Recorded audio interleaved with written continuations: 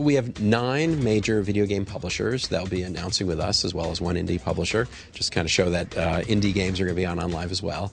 And all of these publishers are committing to make games available in the same retail window and the same games that are available in retail stores. So if you can find it on store shelves, it will also be available at the same time in the OnLive service.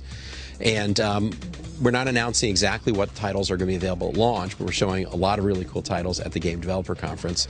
And, you know, as we move forward closer to that date, we'll get the final list. We're not announcing specifics about pricing, but we will have a basic access fee to get to the OnLive service, and then there'll be additional tiers of pricing for different ways of accessing games. I mean, demos, of course, will be free, but if you want to, rent a game, you want to have it for a period of time, you want to have it for a longer time, there'll be packages of games and so forth. I mean, the nice thing about the way OnLive works is that it gives publishers the ability to bundle things in all different kinds of ways and offer them in ways that, are very, very attractive to consumers.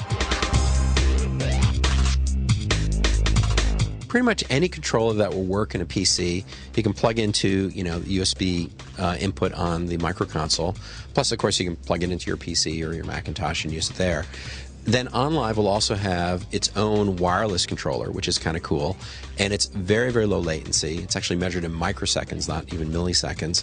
And certainly you can do all the usual things with the controller, but it also has transport controls for videos. You can do pause, rewind, fast forward, and record, which of course allows you to take advantage of all the video capabilities for spectating and for brag clip recording and so on. OnLive has a software development kit that is available for software developers that are interested in creating games that work on the OnLive platform. And what it does is it has the basic parameters of what they need to do to make the game available on the service, and it also opens up capabilities of the service that actually would not be normally available in a home console or on a PC. So we expect that developers are going to be doing all sorts of really cool stuff, both porting over games that are available on other platforms and also, bringing in new games that just could not be done through any other way. OnLive rocks for beta. Oh, it is just the most awesome thing. There has been no way to do betas to TV-based platforms, or certainly, cross-platform things, because there's just no way to do it. Well, with OnLive, when a publisher has a new game at any level of development, they can go and pick out certain users, ask them if they want to join, and that's it. You're in. And you get to try out the features, and you get to put in your comments, and it's really cool. The actual developers, the guys writing the code, can spectate and watch you play, move for move, and check out all things, see what works, see what doesn't work, see what things are popular or not. So you're going to have an opportunity to refine gameplay in a way that's never been possible before. I think the service, first of all, is not going to be for everyone. I mean, if you don't have a fast connection in your home, if you got a 500 kbit per second connection, this is not the service for you. But, if you have a reasonable connection into your home, you should get results that are very comparable to what you'll get on not just any PC, but actually a very high-end PC. I mean, you take a game like Crysis that really only runs on a very small number of PCs with very high-performance GPUs.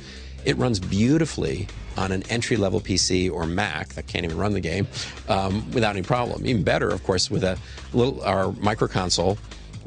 You can run Crysis with all the features turned on, shadows, all the textures and everything, beautifully on your television set. OnLive is scheduled to launch in winter of 2009. And we do think that some PC gamers will, begin to play their games on the OnLive service, but we actually see it as additive. I don't think they're going to stop buying their PC games and just, focus entirely on OnLive, or for that matter, console gamers. People have an investment in their PC and they're used to using it the way they use it. I think that OnLive is going to first expand the market, bring in a lot of folks to play games that their machines can't currently play. And it's also going to, for example, make it possible for students who are in dorms that, now have a laptop that doesn't have much of a GPU and they don't have a TV, and, they're used to playing really high-performance games at home. Now they'll be able to play high-performance games through OnLive. I think that we don't know what the console makers would like to do or not like to do with OnLive. We're open to partner, basically, from our point of view, but the OnLive system is very, very different than those systems. Our server centers are designed with extremely low latency considerations. We couldn't just kind of drop the OnLive system into a regular server center and make it work. It's a tricky thing that we had to do to make this whole thing come together. So we'll have to see.